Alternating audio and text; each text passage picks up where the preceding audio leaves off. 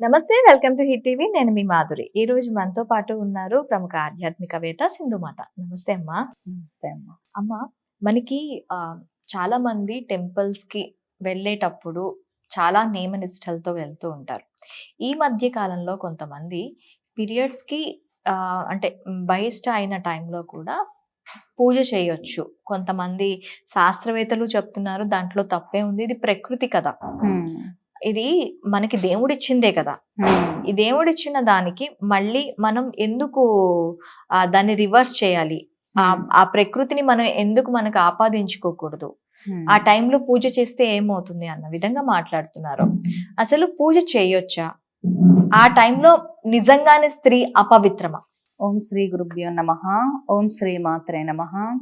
సహజంగా మనకి periods time అనేది సృష్టి కార్యానికి ముందు ఒక స్త్రీకి సంబంధించేటటువంటి ప్రకృతికి సంబంధించినటువంటి విషయం. మనకు బై బర్తే వస్తుంది అనమాట లేడీస్కి. టెంపుల్స్ లో విషయానికి వస్తే చాలా టెంపుల్స్ లో రావద్దు అంటారు. అవును. ఎందుకు రావద్దు అంటారంటే టెంపుల్ ముందు ధ్వజస్తంభం ఉంటుంది, మీకు ఐడియా ఉందా? అవును. ధ్వజస్తంభం అంటే మీనింగ్ ఏంటి? దేవతల్ని ఆవాహన చేయడం, పిలవటం. మీకు తిరుమలలో చూసుకున్నట్లయితే బ్రహ్మోత్సవాలకు ముందు ధ్వజారోహణం చేస్తారు. అంటే దేవతలకు పిలుపునిస్తారు కదా, పైకి పత్రిక పంపించి కానీ దేవతకు పిలుపునిచ్చినట్లుగా ధ్వజారోహణం చేస్తూ ఉంటారు. అంటే దేవతల్ని ఉత్సవాలకు అందరికి పిలిచినట్లు అన్నమాట, పత్రిక పెట్టినట్టు. మనం పెళ్లికి పిలుస్తాం కదా, అలాగా ధ్వజస్తంభాన్ని వాడతారు బ్రహ్మోత్సవాల టైంలో గాని, కమ్యూనికేషన్ కోసం వాడతాం. ధ్వజస్తంభం అనేది టెంపుల్ నిర్మాణంలో ఏంటంటే మూలాధార చక్రం, అంటే మనిషిలో మూలాధార చక్రం నుంచి కదా ఎనర్జీ అనేది యాక్టివేట్ అవుతుంది. బేస్ నుంచే యాక్టివేట్ అవుతుంది కాబట్టి సహస్రార చక్రానికి ధ్వజస్తంభం అనేది టెంపుల్ కి మూలాధార చక్రం లాంటిది, కాలింగ్ టు గాడెసెస్. కాబట్టి ఏంటంటే ఆ టెంపుల్ యొక్క కన్స్ట్రక్షన్ అంతా ఆగమ శాస్త్ర ప్రకారం ఉంటుంది. అంటే ఏ టెంపుల్ మీరు కన్స్ట్రక్షన్ చేయాలన్నా, ఇప్పుడు శక్తి ఆలయాలు అనుకోండి, శక్తి ఆలయాలకు ఒక ఆగమం ఉంటుంది. ఆగమం అంటే ఏంటంటే ఏ దేవతని ఎలా ప్రతిష్ఠ చేయాలి, ఎన్ని ఫీట్స్ తీసుకోవాలి, ఎలా ప్రాణ ప్రతిష్ఠ చేయాలి, అదొక టెక్నాలజీ. అంటే ఒక పవర్ ని తీసుకొని ఆ పవర్ ని మనం ప్రతిష్ఠ చేసి ఎలివేట్ చేయడం. ఎందుకంటే ఆ పవర్ అందరికి వరాలు ఇచ్చేటట్టు ఉండాలి కదా. యూనివర్స్ నుంచి కదా పవర్ ప్రతిష్ఠ చేస్తాం ఒక విగ్రహంలో. వెంటనే శిల్పం చెక్కంగానే గుళ్ళో పెట్టంగానే పవర్ రాదు కదా, మంత్రంతో ప్రాణ ప్రతిష్ఠ చేస్తాం. ప్రాణ ప్రతిష్ఠ చేసినప్పుడు ఆ పవర్ అనేది అందరికి వరాలు ఇచ్చేటట్టు ఉండాలి, అందరికి సంతానం ఇవ్వాలి, అన్ని ఇవ్వాలి. ఒక ఐడియా, ఒక తంత్రం అనేది ఉంటుంది ప్రతి టెంపుల్ కి. ఇప్పుడు లేడీస్ వచ్చి అయ్యప్ప స్వామి టెంపుల్ కి రాకూడదు అంటారు.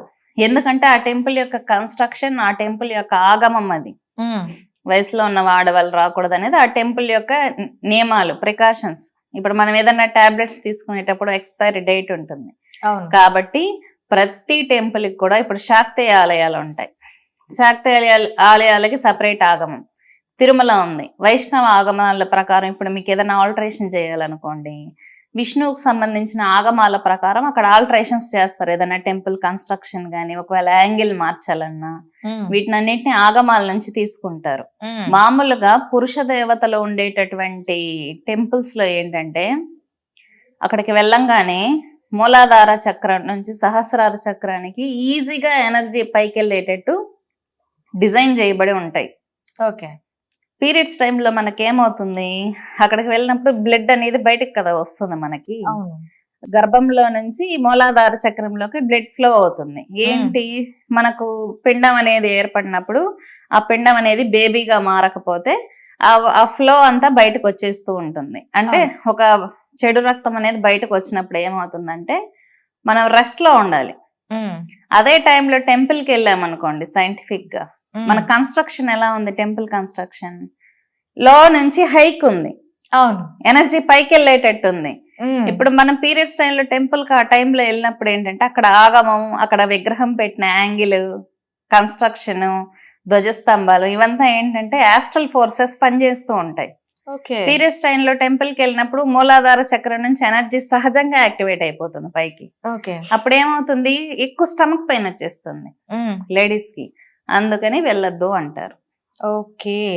అంటే ఎక్కువ ఒక స్టమక్ పెయిన్ వస్తుంది. ఒక విగ్రహం పెట్టే ఇది కూడా ఒక యాంగిల్‌లో అరేంజ్ చేస్తారు. దాన్ని ఆగమ శాస్త్రం అంటారు. ఓకే. మొత్తం టెంపుల్ కన్‌స్ట్రక్షన్ కూడాను కంప్లీట్‌గా ఆగమ శాస్త్రంలో ఇలా ఒక దేవత విగ్రహం ప్రతిష్ఠించాలి అన్నా అక్కడ అదే విగ్రహం ప్రతిష్ఠించాలన్న పురుషదేవుని విగ్రహం ప్రతిష్ఠించాలన్నా అది ఎలా జెండర్ ని బట్టి మనకి ఆగమ శాస్త్రంలో అది ఉంటుంది.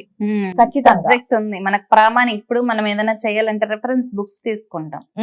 తంత్రంలో కూడా ఏమైనా చేయాలంటే రెఫరెన్స్ బుక్స్ ఉన్నాయి, ప్రామాణికమైన గ్రంథాలు. ఇప్పుడు కృష్ణుడి గురించి, కృష్ణ తత్వం గురించి తెలుసుకోవాలంటే భగవద్గీత తీసుకుంటాం కదా మనం. కృష్ణుడు ఏం చెప్పాడు, కృష్ణుడి తత్వం ఏంటి, ఆయన ఎలా ఆలోచిస్తాడు, మనుషులకి ఏ విధమైన సందేశాలు ఇచ్చాడు అనేది భగవద్గీత ఫాలో అవుతాం. అదే ఇప్పుడు కాళీ గురించి తెలుసుకోవాలి అనుకుందాం. అసలు కాళికాదేవికి ఏం ప్రసాదం పెట్టాలి, ఆ గుళ్ళో ఎలా ఉండాలి, ఎలా మనం బిహేవ్ చేయాలి, ఇదంతా కులార్ణవ తంత్రంలో ఉంటుంది. కాళీకి సంబంధించినటువంటి ఆగమ శాస్త్రం. కానీ ఇది ఎవరు ఇచ్చారు అంటే పరమశివుల వారు ఇచ్చారు. ఎవరికి ఇచ్చారు? పార్వతీదేవికి ఇచ్చారు ఒక సబ్జెక్ట్. దత్తాత్రేయుల వారికి ఒక బ్రాంచ్ ఇచ్చారు. ఇంకొక బ్రాంచ్ వచ్చి కృష్ణుల వారికి ఇచ్చారు. వారి నుంచి నవనాథులకు వచ్చింది. నవనాథులకు వచ్చి నాద సాంప్రదాయానికి అందరికి వచ్చింది అనమాట. ఈ తంత్రం అనే సబ్జెక్ట్ కి రెఫరెన్స్ అనేది ఎవరు ఇచ్చారో, పరమశివుడు ఏదైతే ఇచ్చారో, మనమందరము గుడి కన్స్ట్రక్షన్స్ లో, టెంపుల్స్ లో ఆగమ శాస్త్రాలన్నీ పరమశివుల నుంచి వచ్చింది మనం ఫాలో అవుతున్నాం. తంత్రానికి పిత పరమేశ్వరులు, మాత కాళీ. తంత్రంలో పరాశక్తిగా కాళీనే మనం పూజిస్తూ ఉంటాం అనమాట. ఈ సబ్జెక్ట్ అంతా అక్కడి నుంచి ఇక్కడికి వచ్చింది.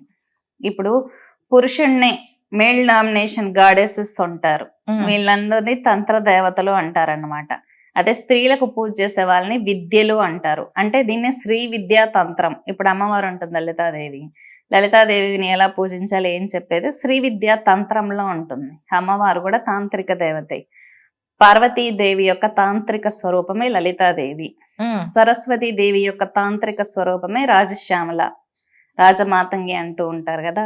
ఎక్కువ పొలిటికల్ లీడర్స్ చేసుకుంటూ ఉంటారు. సరస్వతీ దేవి యొక్క తాంత్రిక స్వరూపం. శ్రీ మహాలక్ష్మి యొక్క తాంత్రిక స్వరూపమే కమలాత్మిక. తాంత్రిక స్వరూపాలు అనమాట. అంటే స్పీడ్ గా రిజల్ట్ ఇచ్చేటటువంటి రూపము. అమ్మవారిని ఎలా ఎలా చేయాలి, ఇప్పుడు మీరు వేరే వాళ్ళకి ఇంటికి వెళ్ళాలి, మీతో వాళ్ళకి పని ఉంది అనుకుందాం, మీ ఇష్టాలు వాళ్ళు తెలుసుకుంటారు కదా. ఎందుకంటే మీతో వాళ్ళకి పని ఉంది అనుకున్నప్పుడు మీ ఇష్టాలు తెలుసుకొని మిమ్మల్ని ఇంప్రెస్ చేస్తే మీరు తొందరగా వాళ్ళ పనులు చేసి పెడతారు కదా. దీన్నే తంత్రం అంటారు. తంత్రం అంటే టెక్నిక్. అమ్మవారి ఇష్టాలు తెలుసుకొని, అమ్మవారితో మనం ఎలా బిహేవ్ చేయాలో తెలుసుకొని, అమ్మవారిని పూజించి ఇంప్రెస్ చేసి మన పనులు అయ్యేటట్టు చేసుకునే దాన్ని తాంత్రిక శాస్త్రం అంటారు. ఓకే. వాళ్ళ యొక్క నేచర్, బిహేవియర్, ప్రతిష్ట, ఎలా కాలింగ్ అంటే ఎలా పిలవాలి అమ్మవారిని, ఎలా ప్రతిష్ట చేసుకోవాలి, ప్రతిష్టలో నవరత్నాలు, పాదరసం, అమ్మవారిని ప్రతిష్ట చేయాలంటే ఏ యంత్రం వాడాలి, దాని మీద రేఖా చిత్రాలు. అంటే మొబైల్లో మనకు సాఫ్ట్వేర్ ఉంటుంది, రాగి యంత్రం. అంటే చిన్న రాగి యంత్రము మొబైల్లో ఎంత సాఫ్ట్వేర్ క్రియేట్ చేస్తుంది. అదే మన పురాతన దేవాలయాల్లో విగ్రహాల కింద పెట్టేటటువంటి రాగి యంత్రం మీద ఎంత సాఫ్ట్వేర్ ఉంటుంది. గీసుంటారు కదా అమ్మవారిని. అదే ఎనర్జీని అబ్జర్వ్ చేస్తుంది అనమాట.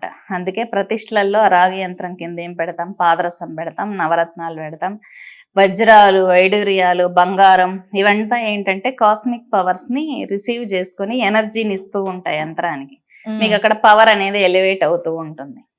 అర్థమైందా? ఇంతకు ముందు మన గుళ్ళల్లో చాలా మంది ముస్లిమ్స్ వచ్చి కొల్లగొట్టుకొని వెళ్ళిపోయారు కదా టెంపుల్స్ అంతా. మహమ్మదీయ కాలంలో చాలా వాల్యుబుల్ కోహినూర్ డైమండ్ వెళ్ళిపోయింది. చాలా చాలా డైమండ్స్ విగ్రహాల లోపల ఉన్నటువంటి చెక్కుకొని వాల్యుబుల్ డైమండ్స్ అన్ని వెళ్ళిపోయాయి అనమాట. అంటే ఏంటి ఇవి లోపలున్న ఆస్తి కోసం కొల్లగొట్టారా? అవును. ఓకే. మన చరిత్ర అంతా వెళ్ళిపోయింది అనమాట. చాలా వాల్యుబుల్ దేవాలయాలు, శిల్పాలు.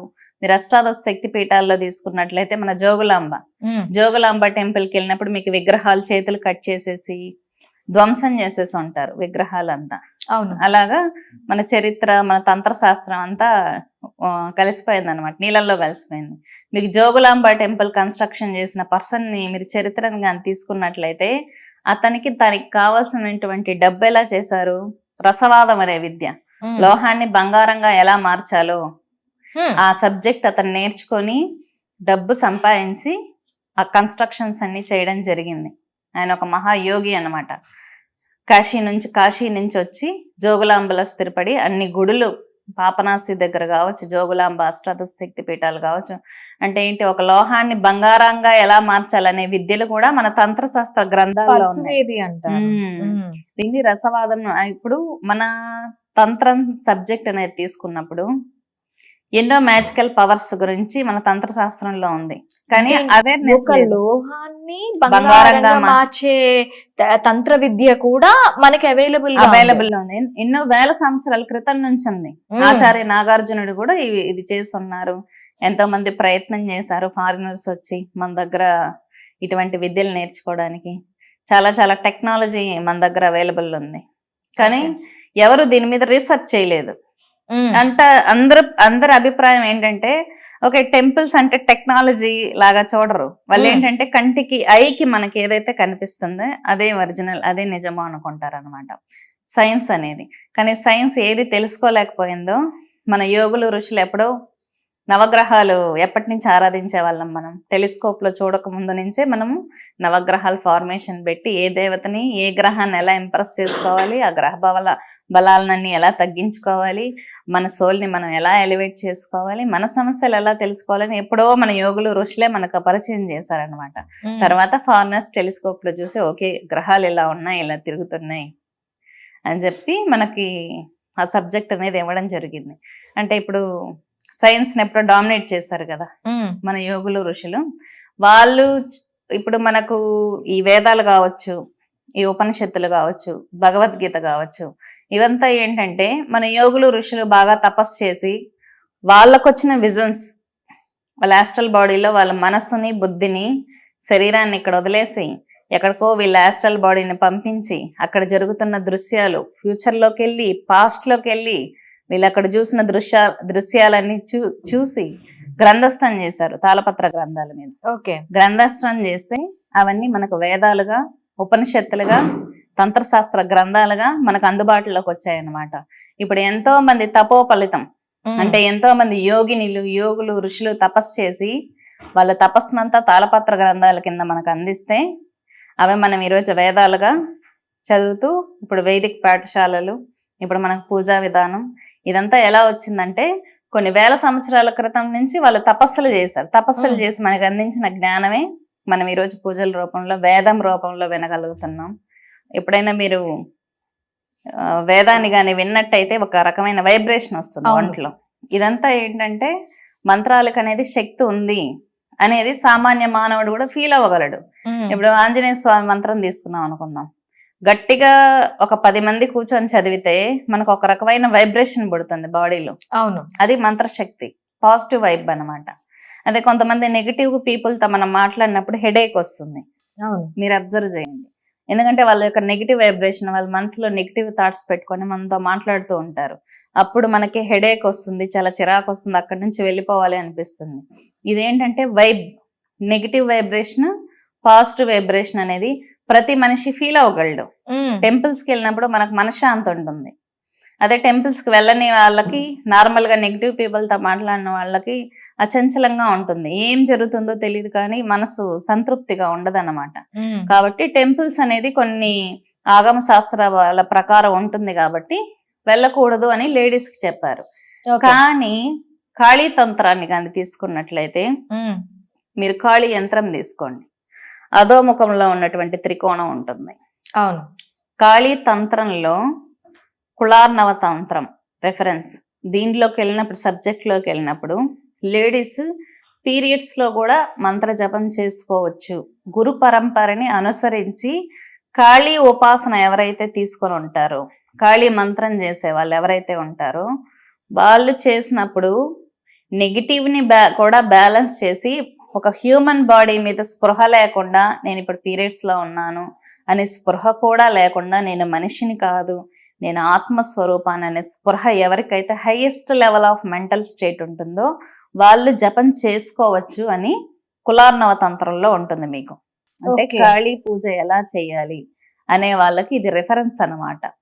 పీరియడ్స్ లో కూడా జపం చేసుకోవచ్చు. ఎవరు గురువు దగ్గర నుంచి దీక్షలు తీసుకొని ఉన్న వాళ్ళు శరీరం మీద స్పృహ లేకుండా నేను స్వరూపాన్ని, శరీరాన్ని కాదు, నేను ఆడదాన్ని కాదు, నేను మగవాళ్ళు కాదు, నేను ఒక ఆత్మస్వరూపాన్ని అని highest level of mental state ఎవరికైతే ఉంటుందో వాళ్ళు పీరియడ్స్ లో కూడా జపం చేసుకోవచ్చు అని కులార్నవతంత్రంలో ఉంటుందన్నమాట. కాబట్టి కాళీ ఏంటంటే కాళ స్వరూపిణి, ఫ్యూచర్, ప్రజెంట్, పాస్ట్ మొత్తం టైం కలిపితేనే కాళీ అన్నమాట. కాబట్టి ఈ అమ్మవారికి ఏంటంటే ఆత్మస్వరూపం. ఈ దేవతకి ఎవరైతే పూజ చేస్తారో వాళ్ళు సోల్ పవర్ అంటారు. మీకు sixth sense, super natural powers అంటే మన హ్యాండ్ తో చేయలేంది, ఎక్స్ట్రీమ్ లెవెల్లో ఒక మ్యాజికల్ పవర్ ని క్రియేట్ చేస్తాం కదా, ఈ పవర్స్ అంతా ఇచ్చేది కాళీ అన్నమాట. ఈ దేవతకు ఆరాధించేటప్పుడు పీరియడ్స్ లో చేసుకోవచ్చు, అది గురువు అనుమతి ఉండాలి. కొన్ని కాళీ ఆలయాల్లో ఆ టైంలో చేసే కొన్ని క్రతువులు కూడా ఉంటాయి. ఇది ఎక్కడుందంటే తంత్రశాస్త్ర గ్రంథాల్లో ఉంది, వైదికానికి సంబంధించింది కాదు. కేవలం కాళీ మాత్రమే ప్రతిష్ఠ అయి ఉండి తంత్రశాస్త్రంలో ఎక్స్పర్ట్స్ అయి ఉంటే గురువు అనుమతి ఉంటే చేసుకోవచ్చు. ఓకే, కేవలం కాళీకి మాత్రమే సంబంధించి చేసుకోవచ్చు.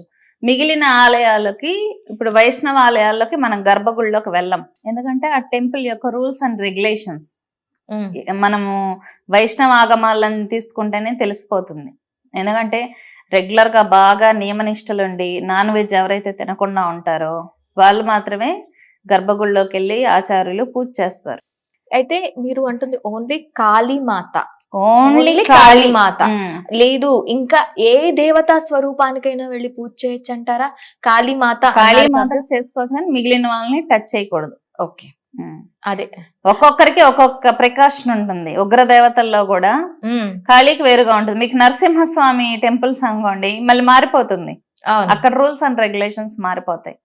కాళీకి మాత్రం చాలా వైదికానికి చాలా అపోజ్ గా ఉంటుంది ఎనర్జీ. ఈ ఎనర్జీ వేరు, ఆ ఎనర్జీ వేరు. ఓకే అమ్మా, thank you very much. Hit TV app, ఇందులో short news, live news, entertainment shows, movies, digital magazines తో పాటు మీ జిల్లా వార్తలను కూడా ఫ్రీగా చూడొచ్చు. అంతేకాదు కేజీ నుంచి పీజీ వరకు విద్యార్థులకు స్కాలర్షిప్ కూడా అందిస్తున్నాం. ప్రతి వారం 10 మందికి లక్కీ డ్రా ద్వారా ఒక్కొక్కరికి 10,000 రూపాయలు అందిస్తున్నాం. ఇంకెందుకు ఆలస్యం, వెంటనే హిట్ టీవీ యాప్ ని డౌన్లోడ్ చేసుకుని ఫ్రీగా ఎంటర్టైన్మెంట్ పొందండి. Hit TV app, hit TV app. Please download hit TV app. Hit TV app ని ఫ్రీగా డౌన్లోడ్ చేసుకుని ఎంజాయ్ చేయండి. మీకు నచ్చిన ఎంటర్టైన్మెంట్ కోసం హిట్ టీవీ యాప్ ని ఫ్రీగా డౌన్లోడ్ చేసుకుని ఎంజాయ్ చేయండి. హిట్ టీవీ యాప్ ని డౌన్లోడ్ చేసుకుని ఆస్వాదించండి, ఆశీర్వదించండి. ఇంతమంది సెలబ్రిటీలు హిట్ టీవీ యాప్ ని డౌన్లోడ్ చేసుకోండి అని చెప్తున్నారంటే ఎంత మంచి యాప్ ఆలోచించండి. అమెరికా అమెరికాలో చదవాలనుకునే వాళ్ళకి విశ్వసనీయమైన పేరు మన శౌర్య కన్సల్టెన్సీ. UK లో 1 year masters, UK లో 1 year masters, 2 years work permit up to 5 years visa. Contact Saurya Consultancy. Contact 89851 89851.